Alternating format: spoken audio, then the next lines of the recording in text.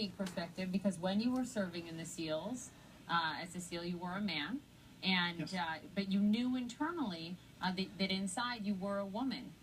Did you think about this? That you wouldn't have been allowed to serve as a woman? That's a thought all the time. I mean, even right now, as a transgender person, precluded from many things. There's over 50 states in our country right now that I could walk in to my job and be fired on a spot today. So I'm still fighting for equality for many people. This is one great step for all of us. Gail, let's talk about this. You wrote the book, obviously. You also wrote in the LA Times this week. For years, women served on the front lines despite the Pentagon's official ban on women in combat.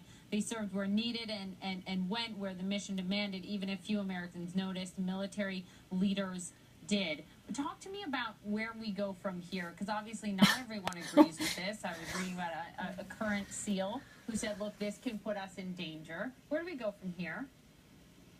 I mean, I think right now the policy question has been largely decided, but the national conversation is very far behind.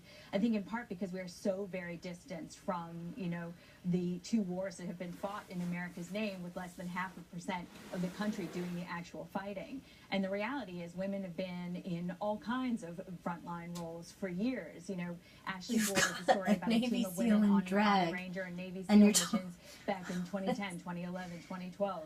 These women have been out there. And I think this really is where policy catching up with reality. I just sat down earlier today with Democratic Senator from New York, Kirsten Gillibrand. Let's listen to what she told me. I'm delighted, and it makes sense. Secretary Carter really made the case that making sure all of our best and brightest can serve in all capacities is essential for the well-being of our country, for the strength of our nation, and the strength of our military. This decision will add to military readiness. You shouldn't bar half the U.S. population from certain training and certain missions if they're qualified. Women, hundreds of women have died in combat between Afghanistan and Iraq. They have been serving in combat, and so now the least we can do is give them the credit that they